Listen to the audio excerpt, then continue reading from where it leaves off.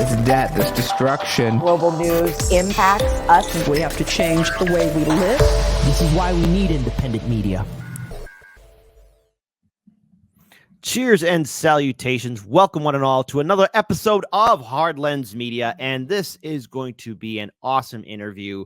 And I'm proud to say, I think we crossed the finish line first, because joining me now exclusively, first interview, are the two heroic individuals that had the courage, strength, and backbone to challenge one of the greatest neoliberal corporate hack fraud politicians that ever existed. For those of you who don't know, on the live stream show, I played two videos back to back that were shared by Jose Vega, who's been on our show before in the past, of Hillary Clinton being called out. Now, I have to say, we need to see more of this. I enjoy seeing this. So joining me now are the two individuals, Robert Castle and Simon Miller. Gentlemen, thank you. First time being interviewed after what I think is an earth-shattering event, something that very few people have the opportunity to do, challenging Hillary Clinton. For our viewers and subscribers, can you please introduce yourselves? Tell us a little bit about who you are. Robert, we'll start off with you, and then Simon. Okay, hi. There's not much to say about me. I'm just a regular person, essentially. And I work with the Schiller Institute, which is an organization that is committed to trying to bring a very clear and unequivocal message that hopefully this interview will be able to bring out. But essentially, our message is that peace is only possible through economic development. That peace isn't the absence of war, but that humanity has to be able to come to a recognition, particularly in this critical historical moment, of the fact that we cannot exist without one another. So yeah, I mean, as far as who I am, it really doesn't matter all that much. But I'll pass the baton on to Simon there. All right, Simon, take it away, buddy. Perfect. Hello, my name is Simon Miller, and much like Robert, I'm an ordinary person, but I work with the Schiller Institute. We're both organizers for the LaRouche Youth Movement. And like he clearly said, the idea is that peace is only possible through economic development. And we believe that in America, that takes the form of the American system of political economy, which has been totally wiped from the history books. And so there's a lot of people calling us Democrats or Republicans or this or that, but that's totally missing the point of the reason we did the intervention. So let's just look at this entire situation before I pull up the videos, because again, I am really impressed with what you guys have done. You have to make these politicians uncomfortable. As I said on the show, these politicians, they don't like us. They don't think about us. They don't respect us. They're in it for the long haul. And for the most part, let's face it, when you look at a Democratic or Republican lawmaker, they're not thinking about how to make our lives easier. They're thinking about their career 2 years, 4 years, 6 years, 8 years down the road. The American people are not on their agenda. So let's just look at this as just a normal person who's maybe still hypnotized by corporate media propaganda. Why would you have the audacity to challenge somebody like Hillary Clinton, who comes from a dynastic political family at this point, who has huge amount of influence over the Democratic Party, corporate media? I mean, how dare you guys just decide to step up and make them feel uncomfortable? What actually caused you guys to actually really go ahead and step up and take this courageous step forward? Because for the most part, a normal person is going to be saying, how dare you? Or, oh my God, are you crazy? What motivated you guys to actually find out about this event and actually make your voices heard? Simon, we'll start off with you. Yeah, I would say there's a lot of different motivating factors. One of them is the fact that Hillary Clinton is just, like you said, she's from a dynastic family of insane power here in the United States, a huge amount of wealth that she has accrued, and an immense amount of destruction is left in her wake of basically every policy decision she's ever made. And she supports President Joe Biden and this current war drive towards what will eventually become World War III if we don't put a stop to it, which is these regional conflicts that the United States is pumping billions and billions of dollars into. But one thing that I'll leave to Robert to answer is he was talking to me a little bit about like a Promethean moment, essentially, about how these politicians aren't gods. And so I really want him to fully flesh that out. But that's the main reason. Like, we need to realize that the American people are way more powerful in their ideas if they put their creativity to use than these washed up politicians could ever be. All right, well, Robert, you were called out. Can you please share your idea a little bit more that Simon just was gracious enough to introduce us to? Yeah. So, you know, there's a few things that I have memorized. Unfortunately, I don't have any of the lines memorized about this Promethean principle from Percy Shelley, but basically the idea here is that, you know, a lot of young people, you know, they're happy to say that they think capitalism is terrible, or they think imperialism is terrible, or they think that oligarchy is terrible, or things like that. But I think the really fundamental recognition that happened for me was when it really sinks in that even the most powerful people in the world, the people who can push a button and send 10 or 20 or 100 or 200 or 500,000 people to their deaths, even the people who wield this sort of delusional kind of power, they really are ultimately just, you know, human beings in the exact same way that every single person is. Mm-hmm. And the whole facade that is really kept up, that has really, I think, especially with our last two presidents, with the sort of binary pair of our last two presidents, Donald Trump and Biden, I think the facade of the media really has fully sort of come apart, where now it is almost totally impossible to deny that there is a sort of this kind of fantasy that is imposed on people's minds that these politicians are anything other than regular people. And so, yeah, when I stood up and I just sort of started trying to speak. I mean, I really was just trying to be, you know, polite, frankly, which is bizarre to think that I should be polite to Hillary Clinton because of what she's been responsible for. But that is really where I come from as a person. You know what I mean? I was trying to speak to her politely, and I saw these various emotions racing through her eyes, and I saw this kind of rage and this kind of bewilderment because, of course, the emperor has no clothes, right? Mm-hmm. Okay, so she has some talking points lined up, and she can talk about debt traps that China's responsible for and the Belt and Road Initiative. But if you fact check these things, you know, a lot of this stuff doesn't really hold up. And at the end of the day, she's just another person who has her talking points. She knows how the cameras work. She's going to go up and she's going to talk about human rights, and they're going to talk about LGBTQ rights in Uganda, and they're going to have their panel discussion, and then they're all going to go home and, you know, try to sleep at night. But, you know, and it is like you said, it is especially difficult that for people who are, you know, for people who are still, for whatever reason, interested in kind of just giving adulation or whatever adoration to these politicians. I think it is especially difficult for people to understand that, yes, even a panel talking about human rights, even a panel talking about gay rights in Uganda can have an insidious intent. And I think that's really difficult for some people to understand. So, So anyway, yeah, well, I think that's a great point, because look, I've said this on the show. It's easy to criticize Republican lawmakers. I know that they're never going to fight for any kind of progressive issue that I care about. I get that. However, that's low-hanging fruit. And I tell everyone, if you want to watch a show that's just going to keep on kicking Republican politicians down, go watch something else, because it's easy. I know what to expect from Republican lawmakers, and I know what to expect from somebody like Donald Trump.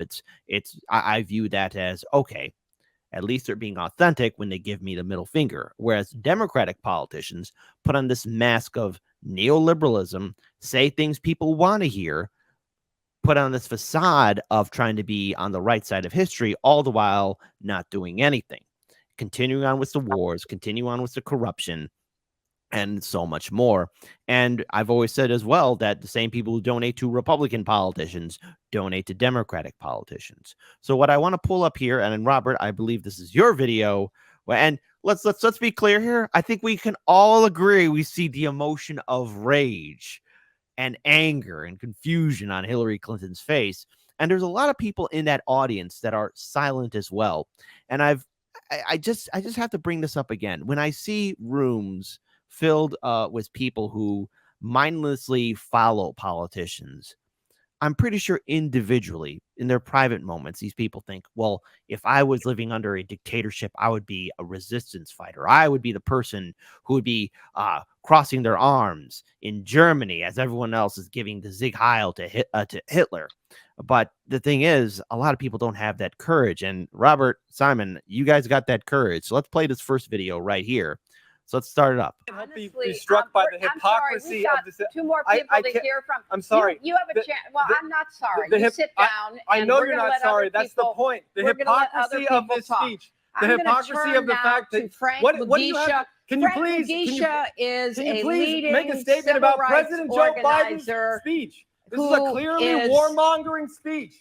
President Joe Biden is calling for $100 billion of funding for Israel, Taiwan, and Ukraine, and we're supposed to just bundle these together and pretend like we're going to rush to World War III, and we're all just going to let Hillary Rodham Clinton sit here. Okay. I'm sorry. You know, this is not this is not the way to have a conversation. I'm sorry. If you want to have a conversation, you're welcome to come talk to me afterwards. You can sit here. Okay, right. You're gonna wait for me, right? Please, I do not believe you. I will listen to you, and I will respond to you. I do not believe you. Respectfully, I do not believe you. And the fact of the matter is that the American people's voice are what need to be heard. Yeah, they are being heard. Because our president is not speaking for the American people, and neither are you. That's your opinion. That's your opinion. Yes, that's my opinion. But then sit down. We've heard your opinion. Thank you very much. Now we're going to turn to people who are on the front lines. I'm not going to stop working on behalf of human rights. I'm going to exercise my free speech. But it's not free speech when you are disrupting everybody else's opportunity. So I want to pause it right there. I wanted to play just for a little bit. And we'll continue on with the rest of it, of course, because first, number one, she did say she'd speak to you, Robert. Spoiler alert. Did she or did she not speak to you later? And if so, I would recommend at least keeping your head on a swivel. You see Hillary Clinton in a dark alley. Yeah. No, I mean, I got escorted out, and I was a little rattled, like my nerves were a little rattled. I probably could have fought a little bit harder to stay in, but they did escort me out. They did ID me and escort me out. And then I did wait outside, and of course she didn't come out to the sidewalk. But what I found interesting, though, is how she said that this isn't free speech. You know, I could look back at the civil rights movement of people speaking out, being a brash and aggressive and actually getting their voices heard. So go ahead, take it away. Oh, no, sorry. I didn't mean to interrupt. It's just no, it's fine. It was just there's a striking resemblance to this recent clip with Lindsey Graham, this recent news conference that Lindsey Graham was in Tel Aviv. I don't know if you saw that, but can you elaborate? This journalist basically starts to try to ask a question about a certain, I don't even remember, a certain public figure who had a slightly critical it was essentially just a question about this hospital that has been bombed in Gaza, and Lindsey Graham immediately, he's standing behind the podium, he's not standing at the podium. He's not even at the podium, and he just interjects and he says, like, no, I don't know if you remember, I don't know if he says shut up exactly, but he basically shuts this guy up. And the guy's like, I'm an Israeli. I think this is a reasonable question. And Lindsey Graham says, no, this is not a reasonable question. I'm an American. I respect free speech, but this isn't free speech. So it's this kind of I think it's really this kind of schizophrenic. I think it really is accurate to describe it as schizophrenic because America as an idea, as a principle that's articulated in our founding documents, we as Americans we associate ourselves with this concept of free speech, but we have really become so fully welded back onto this sort of British imperialism superstructure that now all of our politicians are back in the very position of tyranny that our country was founded in resisting. So now you have all of these people who are, especially with the increasing world tensions, increasingly dictatorial, but of course they have to continue this farce. So yeah, I mean, she says it's not free speech if you interrupt, and people clap, unfortunately. What I would like to say here is when we look at free speech, there's free speech that we can all agree with. And yes, free speech is fundamentally important for journalism. But the way our establishment and corporate media and social media by big tech is set up, there's free speech and then there's approved speech. I want to play the rest of this video. And then I also want to get to Simon's video as well, where you actually had a one-on-one conversation with Hillary Clinton. It is free speech. This is free speech, everyone. This is free speech. That is not free speech. This is people constructing narratives that are openly hypocritical. I'm sorry. The incredible hypocrisy. Maybe you could actually went with Eleanor Roosevelt to bring this Declaration of the Rights of Man. John Foster Dulles was involved with the CIA. Oh, yeah. Well, you're brilliant in your historical cherry picking. The Pinochet regime. Listen. Could you please inform me about the United States? Okay, we're going to move on Miss Clinton, will you denounce Joe Biden? Actually on the front lines fighting for human rights, not just yelling about it. So, Frank, I want to turn to you because you are from Uganda, and Uganda's 2023 Anti-Homosexuality Act criminalizes LGBTI conduct in Uganda. Push us to World War III. Oh, please. Do you understand? It's not about Israel and Palestine. It's not football. This isn't football. It's not Team America. Well, I'm sorry, but some of us are on Team America despite our flaws and our problems. Yes, that's me. Now, hold on, folks. Brace yourself, because now we're going to hear from one of the panelists start saying, oh, everyone on this stage is so fantastic. Look, folks, it's one thing to listen to an auditorium and hear people speak. It's another thing altogether when you have somebody like Hillary Clinton, who has made a career out of promoting neoliberal policies. I don't know how you sat through that, Robert, but as always, man, you were speaking truth to power. So when you were escorted out, what was initially said to you? Was there any kind of threatening manner? Was anyone following you? Because I know you stayed to hopefully speak to Hillary Clinton. Now, obviously, she didn't follow through with that. But what was the process of leaving? Can you elaborate a little bit more of that with the audience? They clearly didn't. The guy did not want to lay hands on me. He was much larger than I was. He probably had 75 pounds or 100 pounds on me, and he could have laid me out, but he clearly didn't want to. They were fairly respectful. He was at the end of the video. He says, "Show me your ID." They were kind of intimidating me. I let them intimidate me into showing them my ID, which I don't think I should have done that. But I do want to say at this point that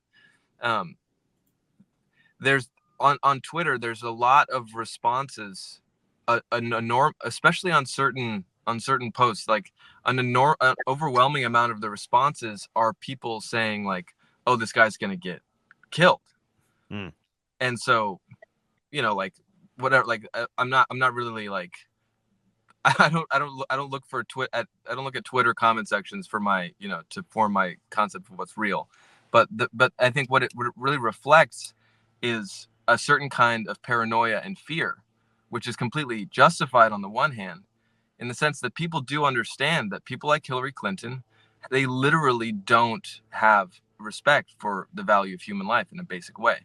This goes for Hillary Clinton. It goes for Joe Biden. You can make a long litany, and it is by no means exclusive to the Democratic Party.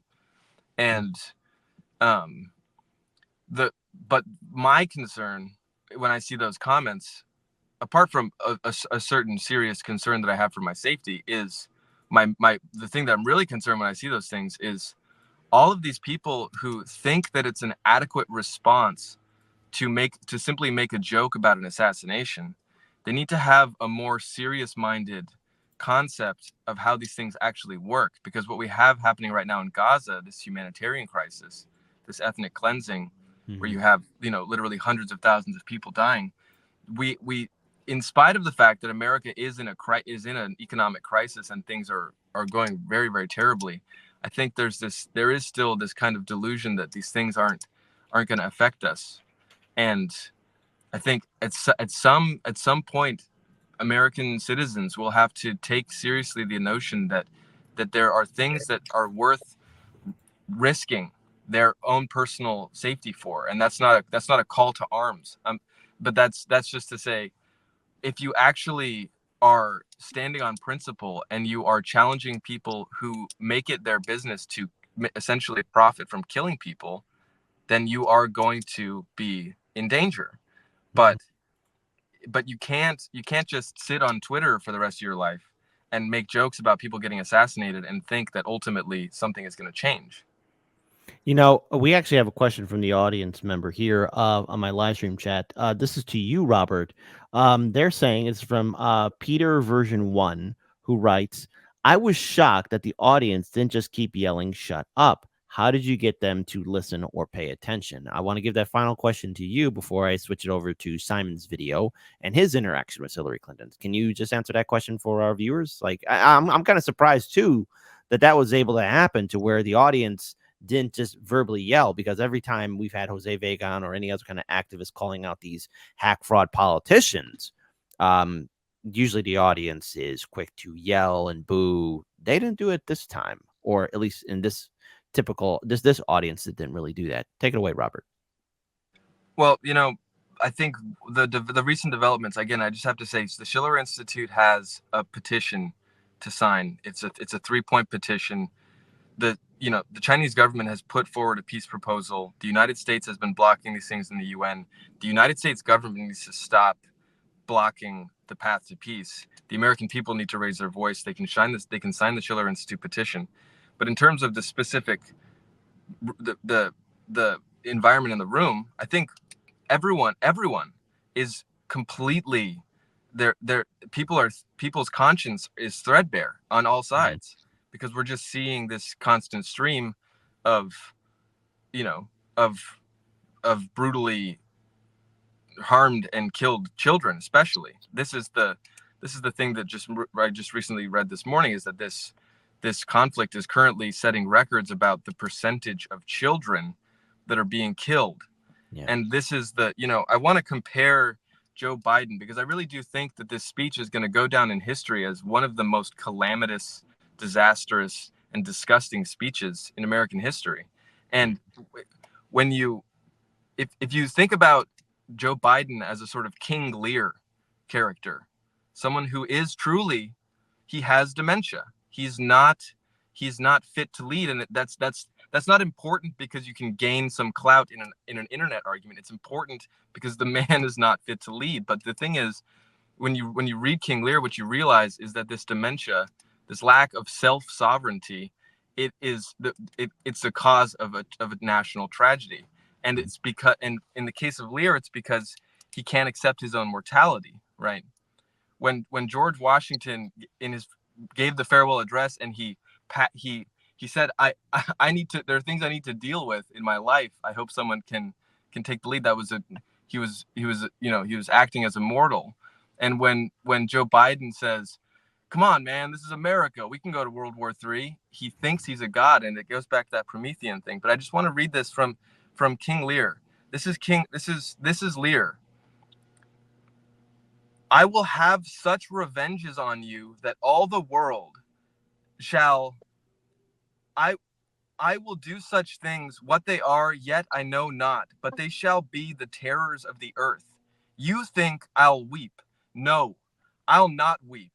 I have full cause of weeping, but this heart shall break into 100,000 flaws, or ere I'll weep.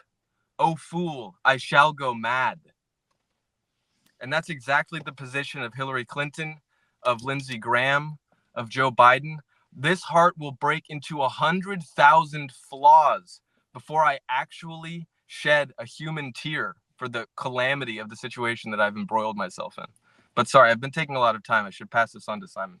No, it's perfectly fine. And I think what you just read there really resonates with a lot of us, because I have seen family members struggle with dementia and Alzheimer's, as has many of my viewing audience. I'm pretty sure you too, or at least know people or friends who see loved ones who struggled with Alzheimer's and dementia. And Biden exhibits all the signs, and yet corporate media and the Democratic Party says he's doing A-OK. So, Simon, we're about to switch it over to you because you actually had a chance to have a one-on-one conversation with Hillary Clinton. And I do want to pull up that video. But first, how did you manage to get this opportunity to at least speak to her? And what did you have to go through? Because I'm pretty sure the environment was pretty intense. I mean, it takes a lot of courage to put yourself out there to even talk to one of the most high-profile politicians in U.S. history. Take it away, Simon.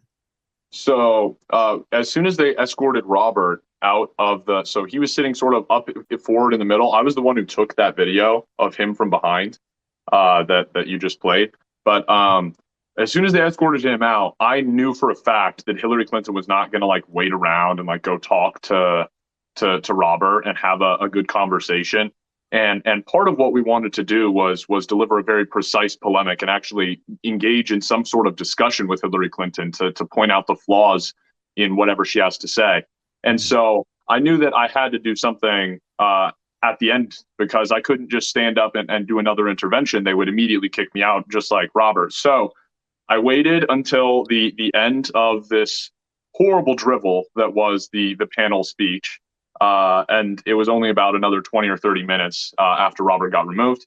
And then Hillary took one photo op picture up on the stage with all the other panelists and then made a swift exit of the room, not through the main exit, but through a little side door exit but it's still on the opposite side of the room from her. So she had to come off the stage left and then sort of make her way around the edge of the room. And as she was doing so, a huge crowd of people sort of flocked to the left side of the room and surrounded her and were asking her questions. And she was slowly making her way to the door, talking to people. All these people are pro-Hillary for the most part.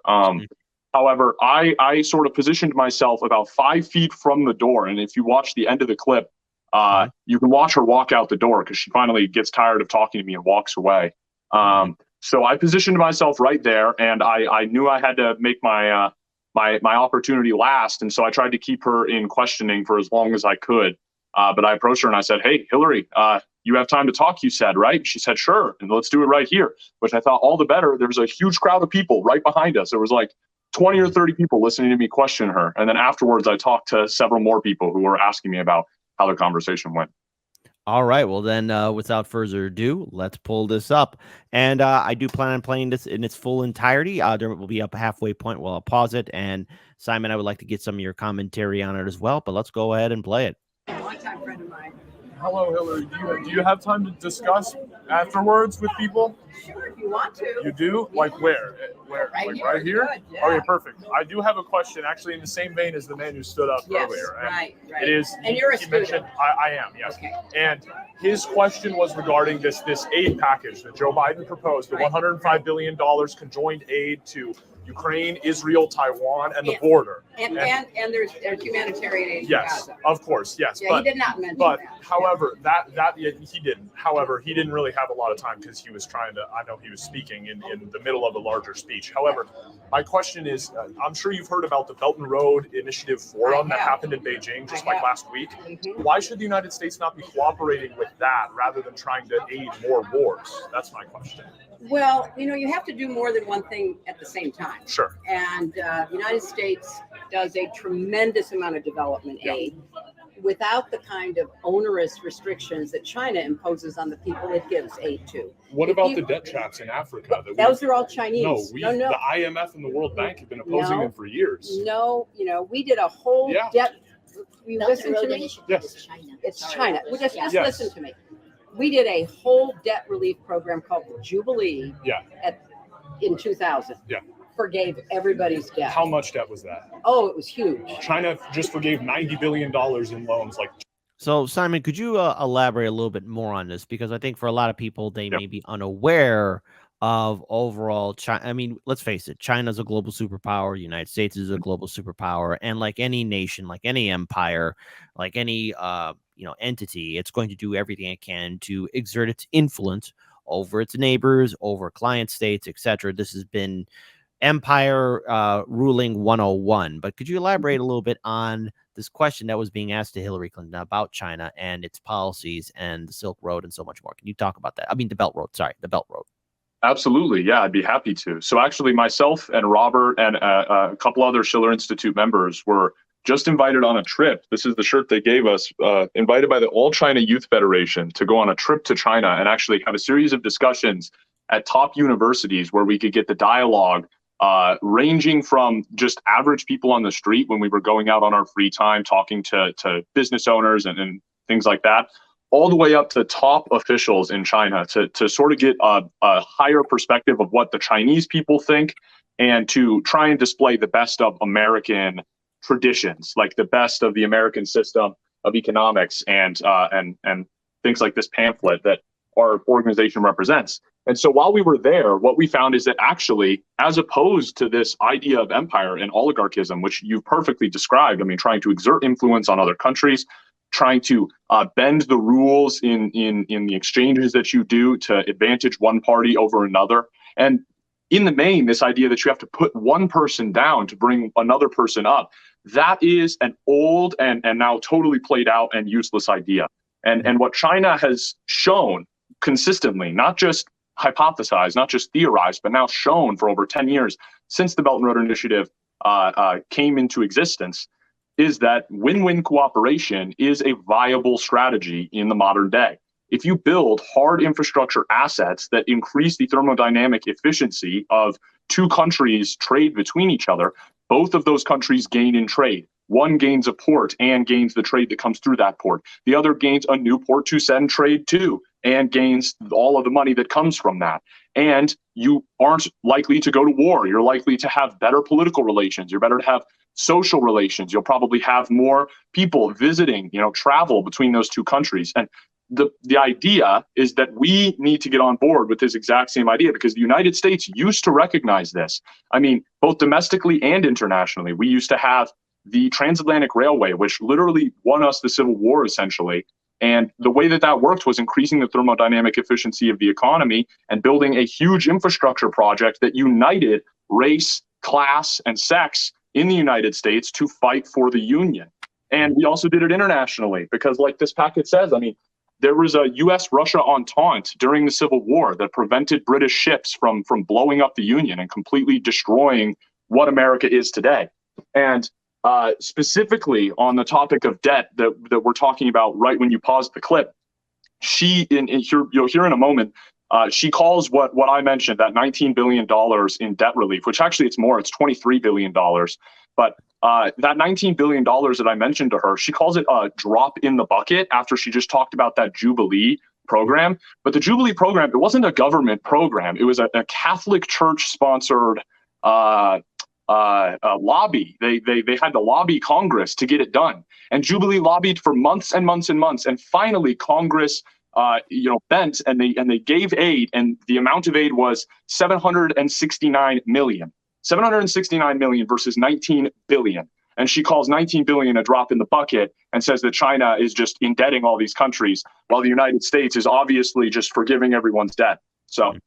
All right, well, let's actually go ahead and continue playing that. But also, again, you bring up a very good point, especially when it comes down to infrastructure, because under the Biden-Harris administration, we have been seeing a lot of our bridges, railways, and so many other key infrastructure elements fall apart, break. I mean, just go ahead and ask the people of East Palestine, Ohio, what do they think about the train systems and its reliability. 2 years ago. I know, but that is a drop in the bucket of what they have done to people, because they've not only put countries into debt. As of now, they are not forgiving most of that debt, but they are taking the collateral that was used in order to get the debt. So, for example, if they were going to help build a road, they wanted some kind of mortgage on your airport. And where have they done that? They've done it all over Africa. Which countries? Uganda. They wanted to take the airport. They wanted to take the airport. Have they taken the airport? Of another sovereign property. Yeah. Have they taken it, though? They tried to. They have not taken it. No, but they tried to. Just to be clear, they haven't, though. No, but they attempted to. I And see. it was the United States that came in to help Uganda avoid having to give their airport to China. You need to really study up on this. I appreciate that. Then my final question. And in the Philippines, it's the same thing. If you look, I mean, have they seized any sovereign assets in the Philippines? They control our electricity. Oh, how so? Like distribution of electricity. Like how so? Like you guys buy all your electricity from China? They can shut it down. They make corrupt deals. Because you guys buy it, or it's not that the United States has ever done any kind of corrupt deals at all. We have never committed any kind of backstabbing deals. I mean, have you ever read the book Tales of an Economic Hitman? I mean, that's a must-read book. I encourage everyone in the audience to check out. And if you haven't had time to read it, make the time to read it. Could you elaborate a little bit more, especially where this conversation was heading towards? Because I know we're halfway through, but I want to finish it all the way to the end because, you know, very rarely do we see a politician being called out. So take it away, Simon.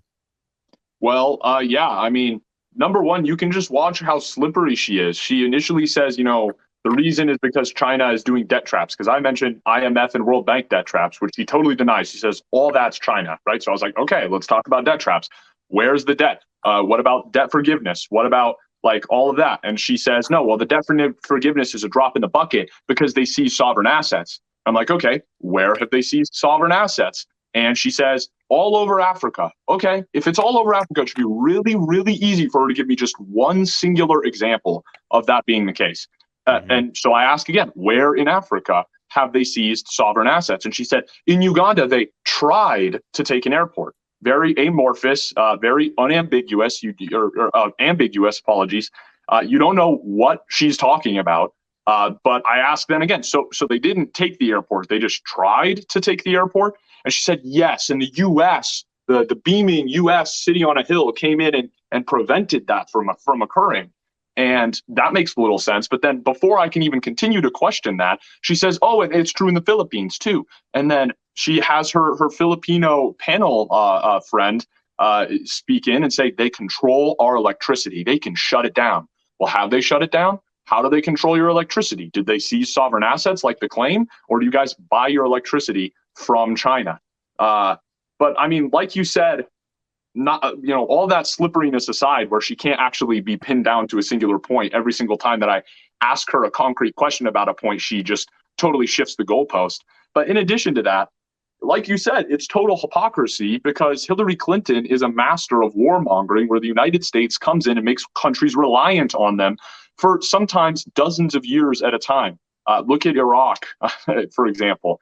And I mean, all of this is to say that, like Robert said in his intervention, the utter hypocrisy is mind-boggling. It's almost impossible to sit through listening to her talk about making countries reliant on China when that's all the U.S. has done for 50 years because we totally forgot our initial principles.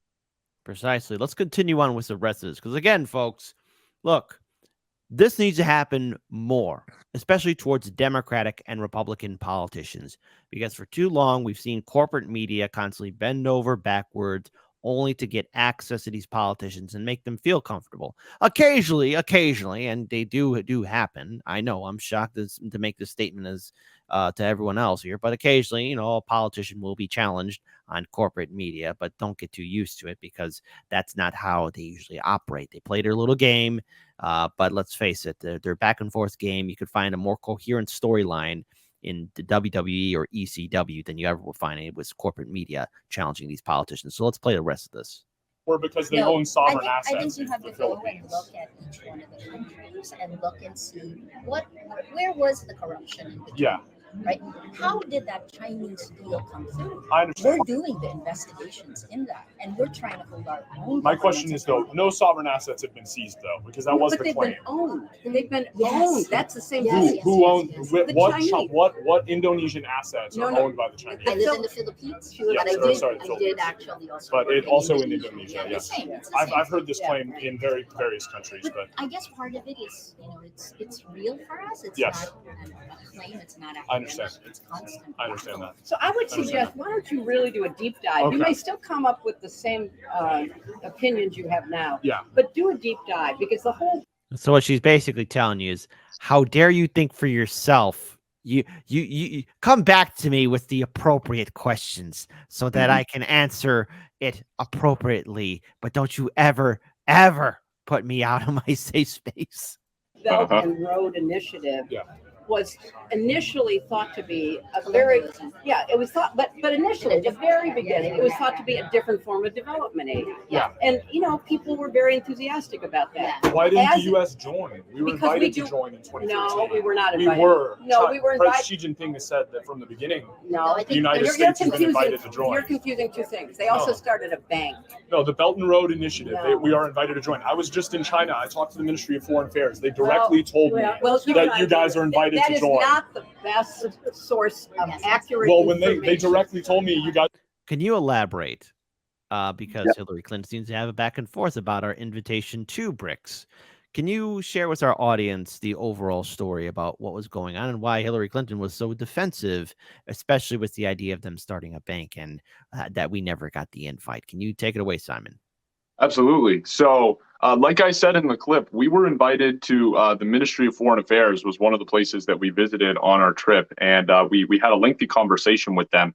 And we talked to the top official who's responsible for sort of understanding U.S. politics and reaching out to U.S. politicians and stuff like that. Really, like he said, one of his jobs during the 2016 election was to know who was going to get elected and that he was wrong. So that means that in 2016, he thought Hillary was gonna win the election. So now he says that it's even harder job now. He doesn't know who is going to win now.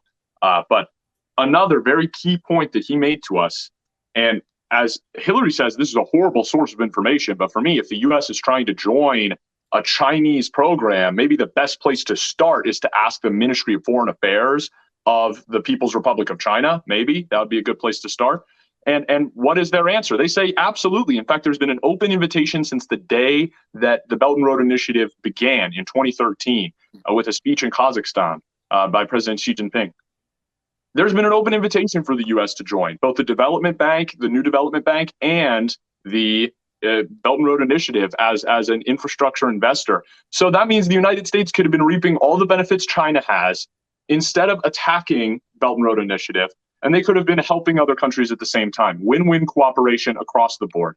And that's actually a huge part of what our organization advocates for. We advocate for a four powers pact, essentially, or a four powers peace summit between Russia, China, the United States, and several other countries around the entire world, because the important factor is to cooperate between countries. The important factor is to build the productive capabilities of both the United States, which has been totally ravaged for 50 years now, to the global South, which never saw the development that the United States essentially threw away. So she's very defensive about it because she doesn't want to admit that the reason the United States isn't a part of Belt and Road Initiative isn't China's fault. It's our fault, not the American people's fault, but it specifically her fault as a politician in the United States government. Yeah, well, hey, that's greatly put. But we got a few more short seconds here, so let's just go ahead and finish this video off, and let's continue on with the rest of the interview. So hold on. You guys are invited to join, so why don't we join? You have to look at China again. You have to look at China again. Look, I think it's great that you're interested in China. Yeah. I just want you to get the whole picture. I understand. Okay, Okay, right, wait. thank you. Why did the Thank president you. of South Africa say when the West comes to our country, we get a lecture, when China comes, we get a road or a bridge? If all this is Because true. it comes with strings attached. Strings attached like the IMF and the World Bank. No, much worse. No, much worse than the IMF and World Bank. I see. Thank you, Mrs. Clinton. Have a good day. All right. So first of all, to my audience, mandatory thumbs up. Everyone that's watching this live right now. Seriously, Robert, Simon, the amount of courage that took is not only commendable, but I do hope that we see repeats of it, because so often these politicians are shielded and protected by the media, by the political establishment. And for the most part, let's face it, these politicians, since they don't respect us, they assume that none of us are ever going to think critically for ourselves. So, Simon, with the aftermath of that little talk with Hillary Clinton, were you escorted out? Were you able to at least hook up with Robert and at least speak about the overall conclusion of what you two did? Was there anybody following you guys? Was there anybody trying, causing any trouble for you two? Because I think, the one thing when those two videos were done playing is like, hey, people want to hear from you two. What was the aftermath of that event? So there, thankfully, since it was the end of the event, and you can see at the very end of that clip, Hillary walks out the door, and she's like the only reason any of these people are there, right? So then everybody starts to file out and crowd like sardines into the elevators. But right as I was walking away, like right after I cut the video off, there was one guy who was a naysayer who was like, maybe don't ask questions if you're not willing to hear the answer. And I was like, I'm just not willing to hear lies. I'm willing to hear the answer to my questions if she answers in a way that's truthful, right? But right after walking past him, there was another group of maybe, I don't know, 5 to 8 students of Columbia University, which is where this was. This is at Columbia SIPA. And these students said, oh, wait, you were asking Hillary Clinton a question? And I said, yes, I was asking Hillary a question. And they said, what did you ask her? And I told them what I asked her. And they said, and what did she say? And I said, basically a bunch of lies. And I went through all the lies that she had told. And I talked with them for just a couple of minutes about sort of why we were intervening and how these politicians need to be called out, and told them about our organization to go check out the website and all that. And then walked out the door, went down the elevator. It took forever because we were stopping at every single floor. And there was literally like 20 people packed into like a standard size elevator, not an extra big one. And then I got outside and I found Robert out on the street holding a sign that said, Hillary Clinton said she would stop and talk with me. And she never showed up, like you already said. And so there, thankfully, I didn't see anybody following us, but there were several students who stopped and talked with us outside the building and said, oh, I saw you, Robert, stand up. And I saw you, Simon, talking to Hillary. And I thought what you guys did was great. You guys are so brave or whatever. And we're like, oh, we're not brave. We're just trying to get the truth out there. So. As you should. Look, I'm going to say it. You two are brave. And the reason why I'm going to say it is because for too long, we've seen corporate media and the establishment, big tech, constantly force feed us this narrative that everything's okay. We just got to trust the powers that be. Well, it takes a lot of courage to put yourself out there, and it takes a lot of courage to actually stand up against those who have absolute power.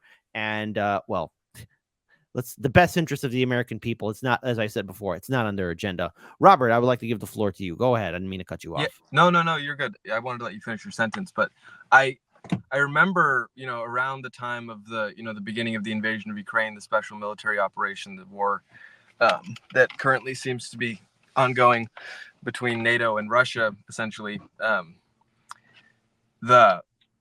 I noticed with the Tucker Carlson thing, and it was like, oh, the media landscape is really shifting. And then I started watching Judge Napolitano, who was like an ex-Fox commentator, and he constantly had Ray McGovern, among others, who were actual intelligence officials. And that was really kind of what made me believe that it was possible to have a coherent picture of the world, was listening to people like Ray McGovern.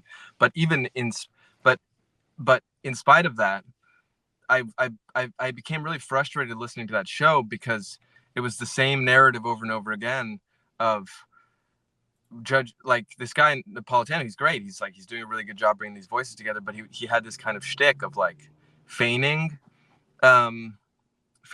disbelief about a certain kind of hypocrisy, or a certain, the sort of all of the heinous things that were going on with the intelligence agencies in the United States throughout the war and stuff. But the sense that I heard, the reason why I kind of wanted to interject is because I heard a tiny twinge of that in what you were saying. Not again, and also not to be critical of you, because I think your show is great. But the question is, okay, so you're saying that we're courageous, but what does that actually consist in? Because we can't simply say the news media is doing bad things to us, because as long as we remain in a state of infantile or impotent, as long as we remain in a dynamic where we perceive ourselves as subservient, that will be the situation. And I guess the argument that I want to make, knowing a little bit about Simon and knowing about the struggle of the past 8 years of the beginning of my adulthood, the courage isn't in standing up and calling out a politician, because it is a little, you get a little nervous, but it's really, you're just talking to a person. The thing that requires courage is dedicating yourself to a constant conscious recognition that America is actually entering into a disastrous economic situation, and that there are millions and millions of people that are suffering, including our families. But the courage consists in maintaining reason, because the weakness is when you give into the sense that the tragedy that's occurring around in the world necessarily means that you must have a tragic outlook of the world. And that is how tragedy plays out in the world, through many people sort of accepting some kind of imposition. And so, yes, it does require a certain amount of courage, because, you know, there are security concerns that are in my mind now. Not that I'm really spending too much time thinking about it, but, you know, you do have to ask these things. But I think the real courage is maintaining reason. Then what do you want to say to people who are perhaps maybe sitting on the sidelines, you know, saying that they want to get involved and step up, but, you know, it's a dauntless task, because when we look at people who have the ability to step up, you know, it looks easy on the video. It looks easy when you're watching it on social media, when you see that one individual speak out. But, you know, a lot of people are perhaps maybe hesitant to get involved. So Simon and Robert, what do you want to say to people who are sitting on the fence? Because what I've been noticing is more and more, especially across the political spectrum, everyone is agreeing we are an empire in decline. We have a crumbling infrastructure. We have an economy where it's impossible to pay the bills, put food on the table, take care of, you know, any other kind of important necessities, because every day you hear the same story. How am I going to make ends meet? And of course, on top of that all, we have a corrupt political system in which our politicians are doing insider trading. No one's holding them accountable. We have politicians who have made a career just to be corrupt. And of course, we have money for unending war, no money for the people of Maui, East Palestine, Ohio, Flint, Michigan, etc. We have money to bail out the banks, nothing for the people, nothing for us. And so a lot of people see these examples of injustice. And of course, corporate media doesn't help out with the fact that it can easily divide us: team red, team blue, conservative versus liberals, progressives versus libertarians, etc. What do you want to say to people who want to get involved but are afraid to? Simon, Robert or Simon, Simon, we'll start off with you. Sure.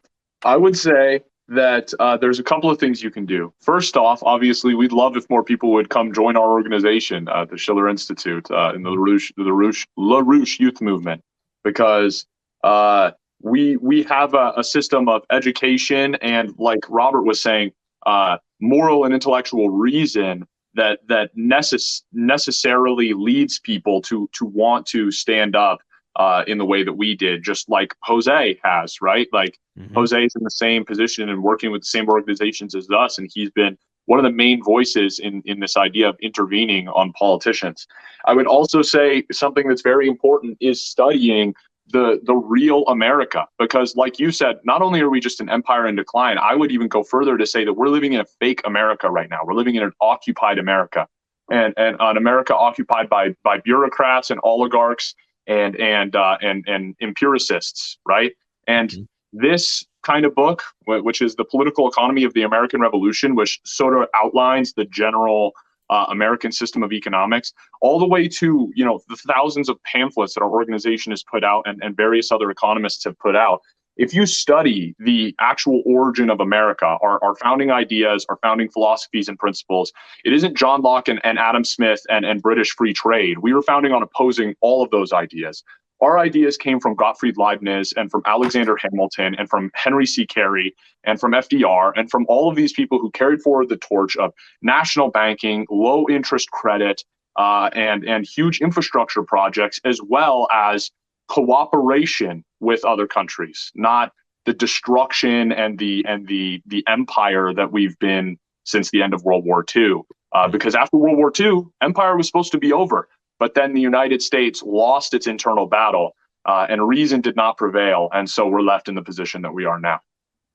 That's a great note. Robert, I want to give you the final word, because, you know, at the end of the day, you know, I think we need to see people get actively involved in politics. And the one thing I'll say to you two as well, especially if you want to talk about getting actively involved in politics, and you could share this with Jose Vega, I'm going to give a huge shout out to a good friend of the show, Roger Meadows, who talks about citizen ballot initiatives.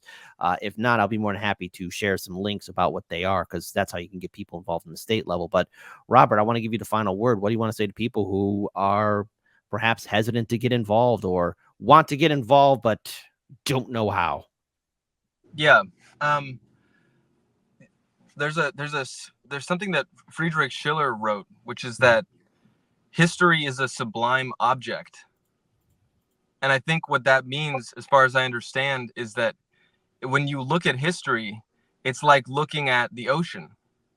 You can drown in the ocean, especially if there's a storm. So when you're thinking about history, you're thinking about your own mortality. And it's not easy, and it's not gratifying in the way that, consumer culture is. It simply is not easy. And it's not gratifying in the way that we have been trained to expect virtually all forms of life to be gratifying.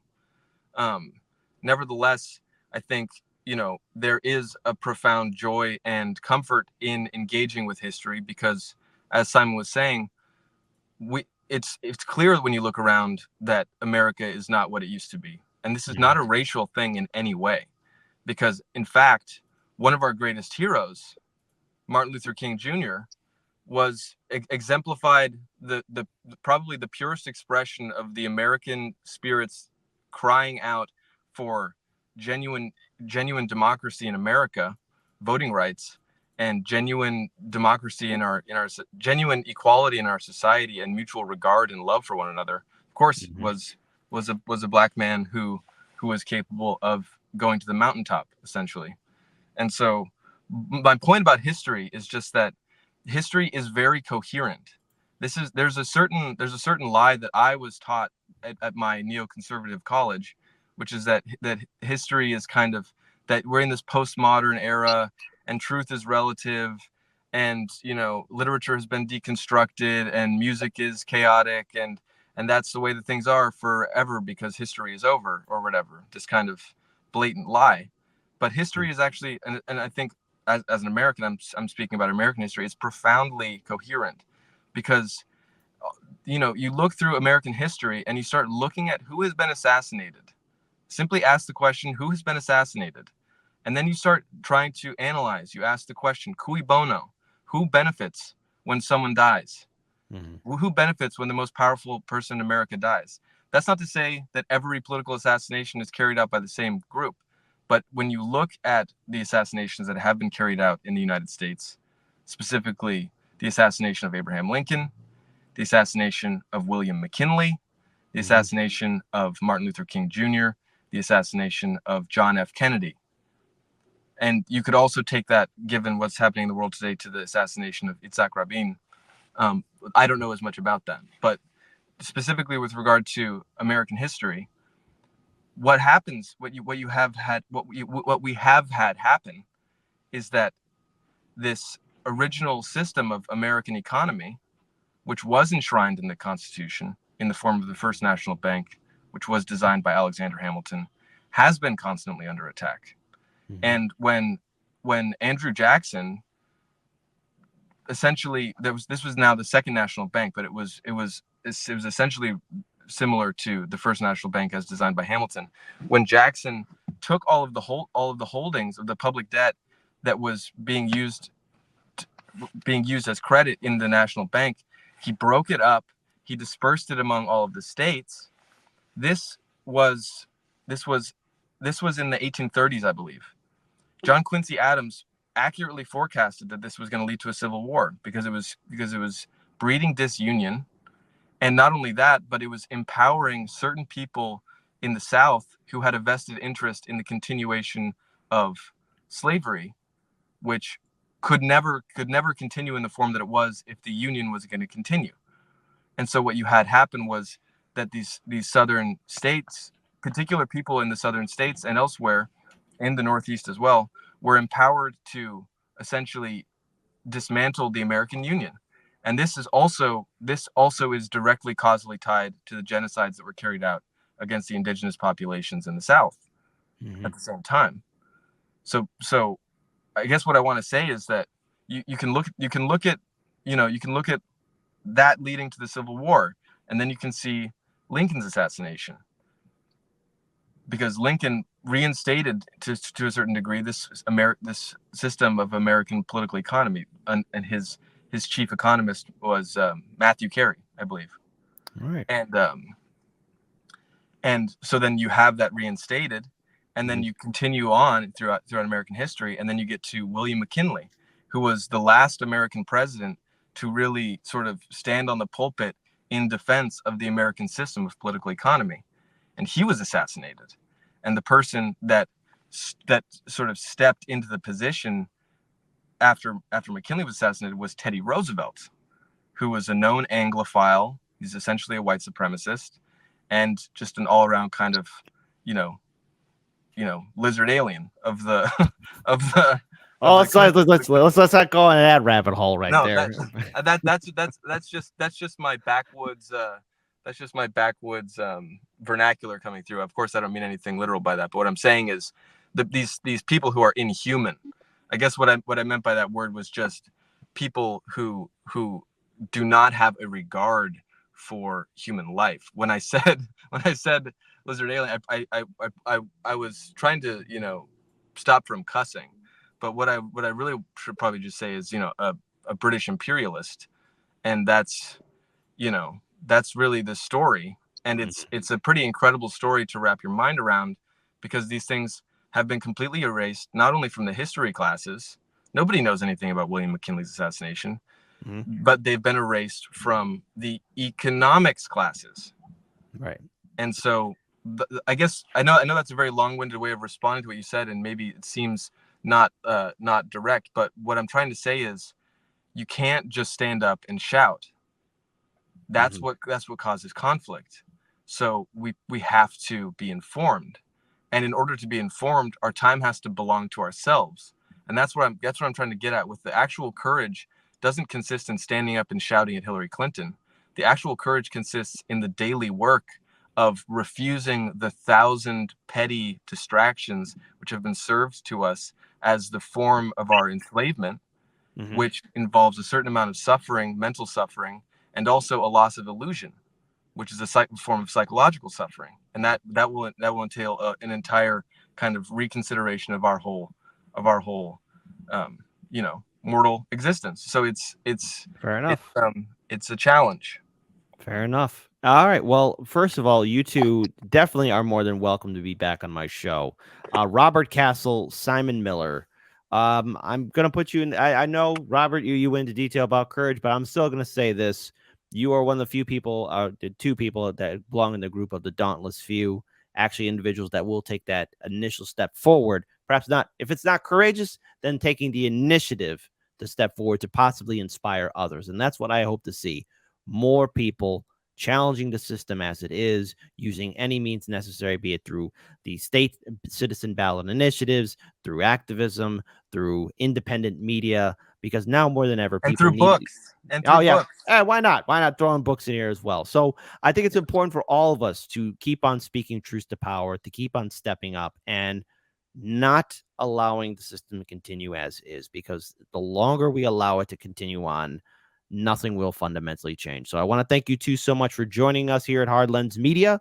I want to inform the rest of my audience that we will be continuing on with the rest of our main show. So Robert Castle, Simon Miller, thank you both so much for joining Hard Lens Media. And to everyone else, stay tuned. We continue on with the rest of the main show. Take care, everybody.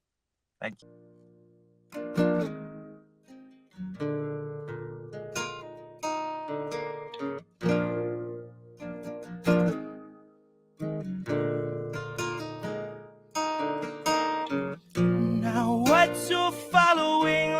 Idolatry, that's just fake.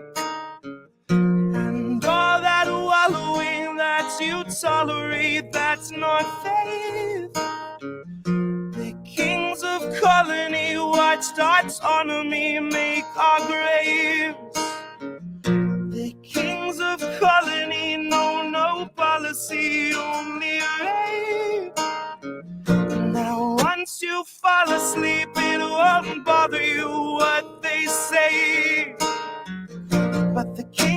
colony. While they slaughter, they still complain.